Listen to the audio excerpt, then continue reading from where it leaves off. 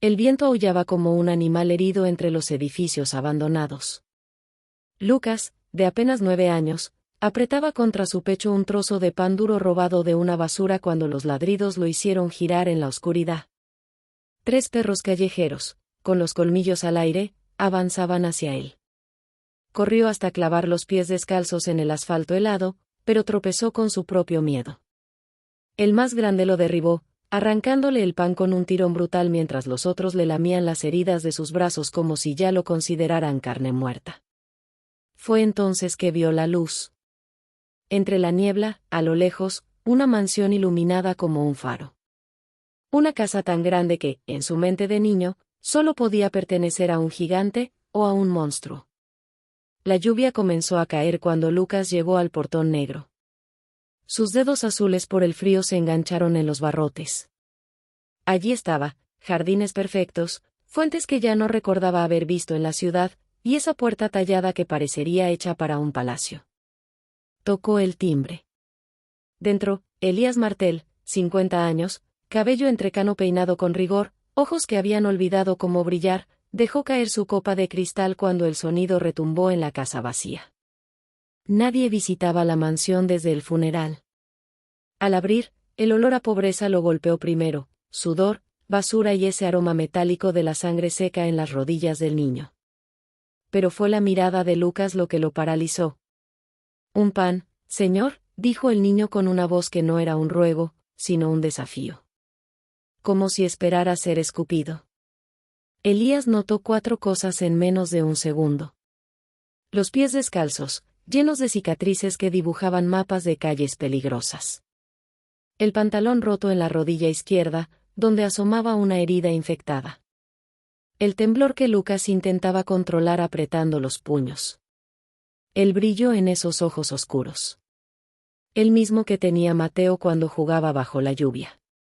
«¿Cómo te llamas?», preguntó Elías, aunque juraría después que fue su hijo quien habló por él. «Lucas, pero a nadie le importa». Una ráfaga de viento empujó al niño hacia adelante. Elías extendió la mano instintivamente para evitar que cayera, y al hacerlo, sus dedos rozaron la cicatriz que Lucas tenía en el cuello. Una línea gruesa, como si alguien hubiera intentado cortarle la vida de un tajo.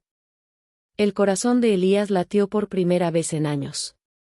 «Entra», ordenó, pero su voz se quebró en mitad de la palabra. Lucas dio un paso atrás. Desconfiaba de los regalos. Solo el pan. Nada más. Fue entonces cuando el reloj en el bolsillo de Elías sonó. El reloj de Mateo, que no funcionaba desde el accidente. Ambos miraron hacia abajo, incrédulos. «No puede ser», murmuró Elías, palideciendo. Lucas, sin entender, señaló con un dedo sucio. «Señor, su reloj. Está marcando las 3:17. La hora exacta en que Mateo había muerto». La mansión olía a piso recién encerado y flores marchitas. Lucas se quedó paralizado en el umbral, sus pies descalzos dejando marcas de lodo sobre el mármol blanco como huesos pulidos. Cada paso que daba resonaba como un pecado en aquel silencio sagrado. Elías lo guió hacia la cocina, donde los azulejos relucían bajo la luz de una lámpara de cristal que a Lucas le pareció más grande que su cuerpo entero. «Siéntate», dijo Elías señalando una silla de madera tallada. Lucas dudó antes de tocar el respaldo, temiendo mancharlo con sus dedos sucios. Cuando finalmente se sentó, el crujido de su estómago vacío sonó como un trueno en aquel espacio pulcro. Elías abrió el refrigerador, tan grande que Lucas podría haber dormido dentro, y sacó pan, jamón y una jarra de leche. Sus manos, acostumbradas a firmar cheques con ceros interminables, temblaban al preparar un simple sándwich. Cuando lo puso frente al niño, Lucas lo miró con desconfianza, como si fuera una trampa. «Come», insistió Elías. Pero Lucas no movió un dedo. Sus ojos oscuros escudriñaban cada rincón de la cocina, buscando la cámara oculta, el truco, la burla. Nadie le daba algo sin querer algo a cambio. Fue entonces que el sonido de tacones golpeando el piso los sobresaltó a ambos. Clara, la ama de llaves, apareció en el marco de la puerta con los labios apretados en una línea delgada de desaprobación. Su mirada recorrió a Lucas de pies a cabeza como si estuviera evaluando cuánto costaría limpiar la suciedad que había traído consigo. Señor Martel, dijo con una voz que pretendía ser respetuosa pero goteaba veneno, el niño no debería estar aquí. Ya llamé a servicios sociales. Elías no le contestó. En lugar de eso, tomó el sándwich y le dio un mordisco frente a ellos. No está envenenado, dijo con la boca medio llena, mirando directamente a Lucas. Come. Lucas alzó la comida con ambas manos y la devoró en 3 bocados tan grandes que casi se atragantó. La leche se le derramó por la barbilla, formando un hilillo blanco que corrió por su cuello hasta perderse bajo la ropa mugrienta. Clara hizo un ruido de disgusto. Necesita un baño, dijo Elías, ignorando a Clara. Y ropa limpia. El ropero del pequeño Martel está cerrado, interrumpió Clara, poniéndose pálida al mencionar al hijo muerto. Ábrelo, ordenó Elías con una voz que no admitía discusión. Mientras Clara se alejaba rezongando, Lucas notó por primera vez las fotografías que adornaban la pared de la cocina. Niños sonrientes en uniformes impecables, viajes a la playa, fiestas de cumpleaños con payasos y pasteles enormes. Pero en cada imagen, había un espacio vacío, como si alguien hubiera arrancado cuidadosamente a una persona de todas las fotos. Elías siguió su mirada. Era Mateo, dijo simplemente. Mi hijo. Lucas no preguntó qué había pasado. En la calle, había aprendido que algunas historias se contaban solas. En lugar de eso, señaló una foto donde se veía un reloj de bolsillo sobre una mesa. ¿Ese es el que llevas? Elías asintió, sacando el objeto de su bolsillo. Al abrirlo, Lucas vio que las manecillas seguían marcando las 3:17, pero ahora notó algo más, una inscripción grabada en el interior de la tapa. Para mi papá, en el Día del Padre. Con amor, Mateo. El sonido de pasos anunció el regreso de Clara, cargando un montón de ropa azul marino. El uniforme del colegio, dijo con amargura. Es lo único que le quedará bien. Lucas extendió las manos para tomar la ropa, pero cuando sus dedos rozaron la tela impecable, una sacudida eléctrica lo hizo retroceder. O al menos eso juraría Clara después. Porque en ese mismo instante, el reloj en las manos de Elías volvió a sonar. Tic-tac. Tic-tac. Las manecillas comenzaron a moverse. El agua caliente de la bañera era un lujo que Lucas no recordaba haber experimentado. Se sumergió hasta que el vapor le nubló la vista, frotándose la piel con un jabón que olía a limones frescos, como esos que a veces veía en el mercado pero nunca podía tocar.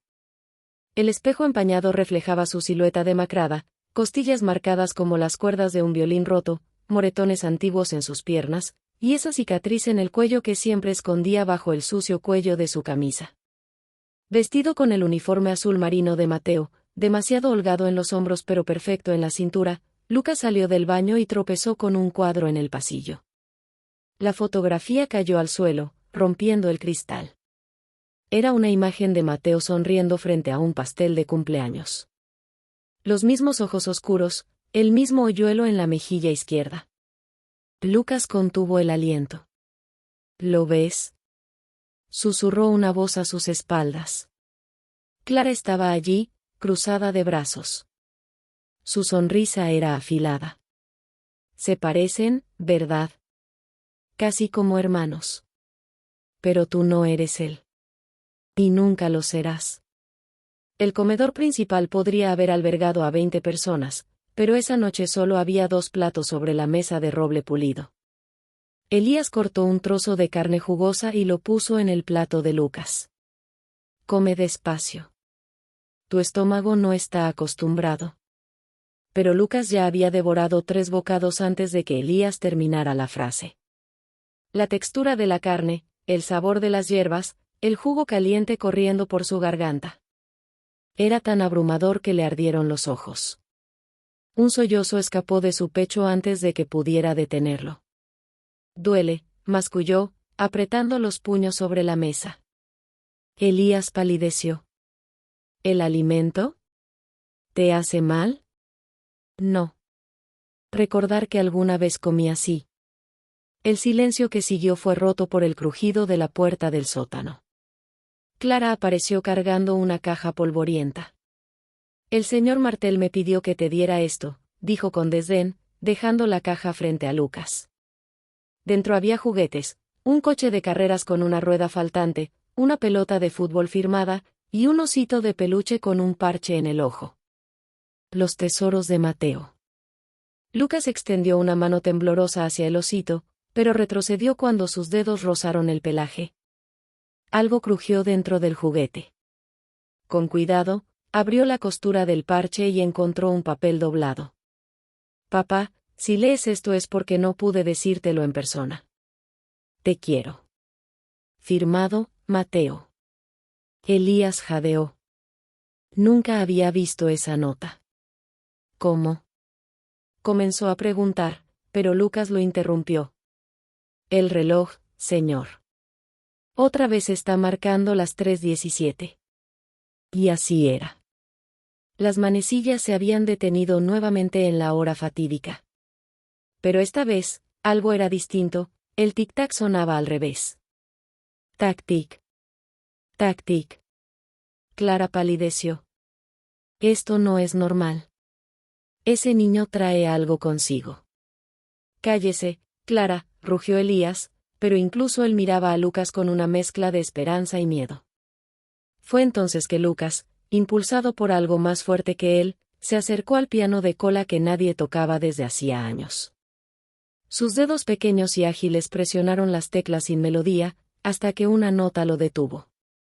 Do sostenido.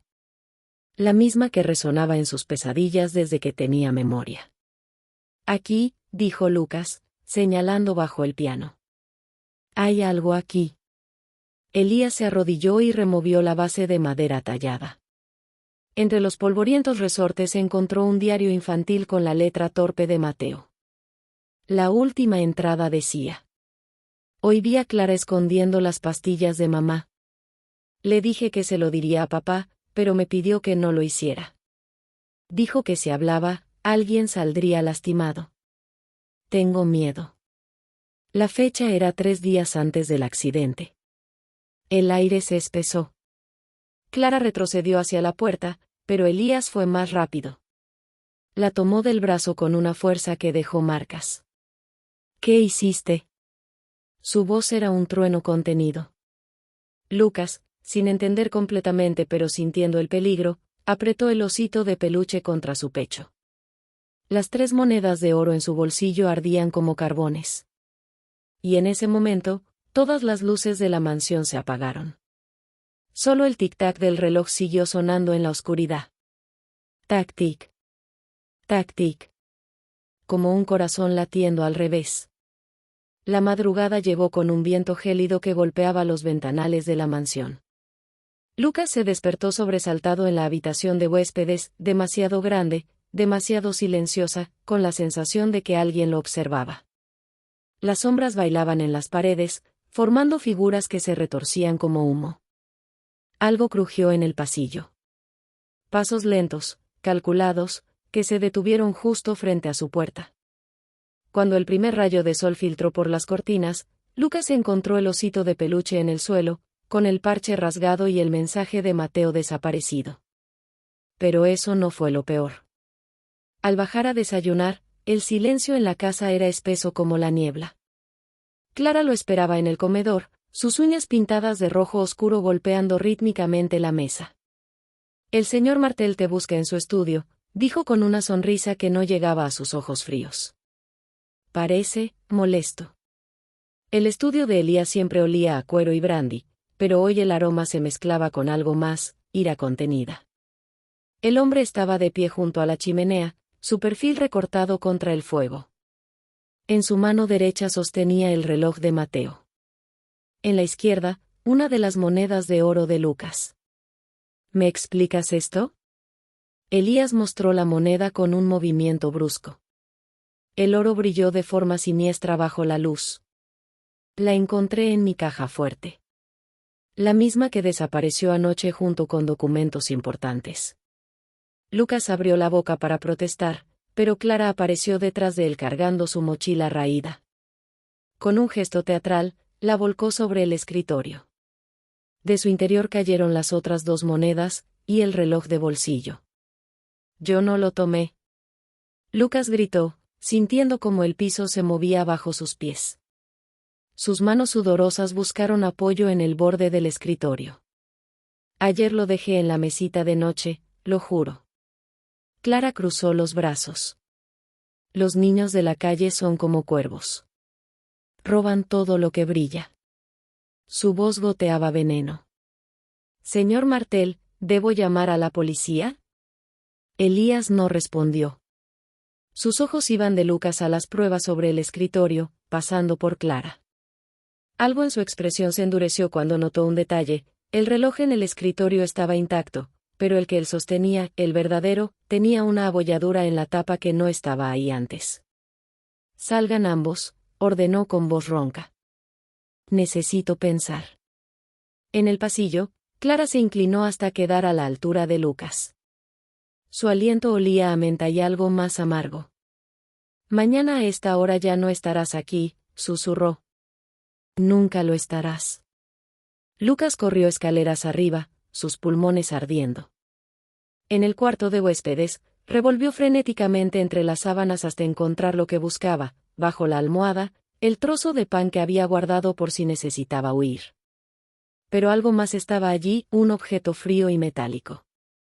Al levantarlo, reconoció instantáneamente el llavero de Clara con las llaves de la casa, y un pequeño pendrive de color rojo sangre. El sonido de pasos precipitados en las escaleras lo alertó. Sin pensarlo, se metió debajo de la cama justo cuando la puerta se abría de golpe. Desde su escondite, vio unos zapatos de tacón negro acercarse a la mesita de noche. Una mano con uñas rojas tomó algo del cajón. Cuando la figura se inclinó, Lucas alcanzó a ver el rostro de Clara, y lo que sostenía, una jeringa llena de un líquido turbio. El corazón de Lucas latió tan fuerte que temió que lo escucharan. Cuando la puerta se cerró de nuevo, esperó 10 segundos exactos antes de salir arrastrándose. Tenía que encontrar a Elías. Tenía que advertirle. Pero al abrir la puerta del pasillo, se encontró cara a cara con el mayordomo, un hombre alto y delgado que nunca hablaba. El señor te espera en el sótano, dijo con una voz que no admitía discusión. Lucas sintió un escalofrío. Todos sabían que el sótano era el único lugar de la mansión donde nunca lo habían dejado entrar. La puerta del sótano crujió como un hueso roto al abrirse. Lucas descendió los escalones de madera carcomida, cada uno más oscuro que el anterior, hasta que el frío le caló los huesos a través del fino uniforme de Mateo. El aire olía a tierra húmeda y algo más, algo dulzón y putrefacto que le recordó a los callejones detrás del mercado de pescado. En la penumbra, distinguió la silueta de Elías de pie frente a una pared cubierta por un lienzo blanco. A su lado, Clara sostenía una linterna cuya luz bailaba sobre sus facciones afiladas, creando sombras que le daban el aspecto de una araña gigante. ¿Sabes qué hay detrás de esto, muchacho? Elías tiró del lienzo, revelando una pared llena de fotografías, recortes de periódico y cables rojos que las conectaban como una telaraña sangrienta. Lucas contuvo el aliento al reconocer su propia cara en varias imágenes, tomadas sin que lo supiera, en el parque, frente a la escuela, incluso durmiendo en el viejo cobertizo donde se refugiaba los días de lluvia. Clara sonrió, mostrando demasiados dientes. Te hemos estado siguiendo desde que apareciste en el barrio. Sabíamos que vendrías. El corazón de Lucas latió como un pájaro enjaulado cuando vio la foto central, su abuelo, con las manos atadas, arrodillado frente a la misma mansión. La fecha en el recorte de periódico era una semana antes de que el viejo le entregara las monedas y desapareciera para siempre. 3 generaciones de mentiras, murmuró Elías, pasando un dedo por el marco de una foto amarillenta donde un hombre con sus mismos ojos sostenía a un bebé. Tu abuelo robó algo que no le pertenecía. Algo que tú llevas en la sangre. Lucas retrocedió hasta chocar contra una mesa de herramientas.